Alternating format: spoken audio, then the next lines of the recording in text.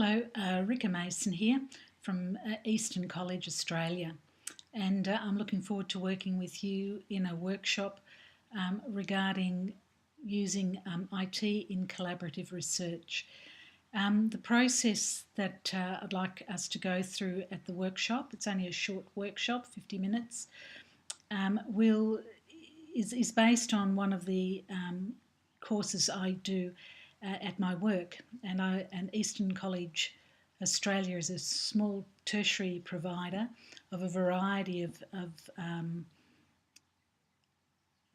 courses, including pre-service teacher education. So at the moment we're still running a graduate diploma of education. It's in its last year, and also a Bachelor of Education. So this is a process I use towards the end of the course, and I run the Graduate Diploma of Education. So my students have had quite a bit of experience in the course. They're already graduates, so they've had a lot of experience in university level study. So it's in that sort of senior area of studentship, if you like, scholarship. And so it's quite reasonable for it to also be perhaps a model for what you could do with a collaborative research project in your school or in your network or in your district. It's based on a principle called threads and patches. It's called like a patchwork text, is basically what it is. So people build patches via uploading or discussing or doing pieces of research that around a particular topic or so forth, or an idea or whatever. And then the threading is by threading these patches together into a quilt, if you like, to keep the illustration going.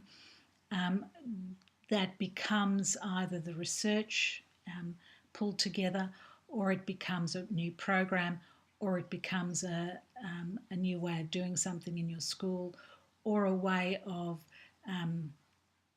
deciding on which is the best approach or this best program for your literacy classes, or for however you wish to do it. And so it's a process of cooperation. So several professionals work together.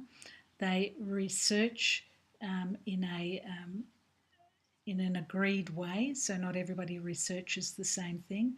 The product of their research is enabled for all to see. So it's usually, say, on a wiki or on a website, or through a chat process, or on a Facebook page, something along that way, where multiple editors and multiple writers can put something together. And then the threading of it, the quilt making of it, is whatever the purpose of that research was in the first place.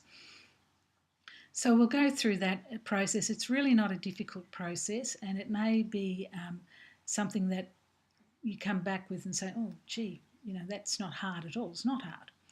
But what it does do, because of its simplicity in organisation, it allows people to do so much research, but not all of it. And then it allows them to see the research of others, and to consider that research, and then to, however that group's going to, pull it together, and for whatever purpose that is. So we're going to talk about that. So what I'll need you to do before you come is consider a project or an idea or a topic that you have a particular interest in. And I'd like you to add that into the discussion board that I'm going to put up after this clip. Do that, and so that we can see that if there are some kind of commonalities of projects already.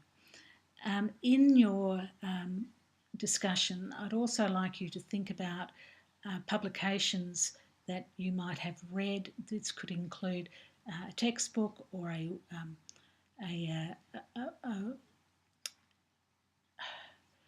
program handbook, it could be a website, it could be something along those lines, so that there's already some kind of material that we can put up and consider together. The idea for the workshop is that it's quite dynamic. It'll seem a little chaotic. I don't mind that. I hope you don't. But the idea is that we will frame it, put up a framework for you to get started. It's possibly a good idea if there are more than one of you coming from a school to come together to this workshop, if that's something that your school is involved in. If you're looking at a new approach for IT, if you're looking for a new approach for a second language, if you're looking at a new approach towards bullying or something along those lines, then it might be a good way of teams of people coming together and actually starting this project at that workshop. So I'm looking forward to seeing you, and we'll see you in a few weeks. Okay, bye-bye.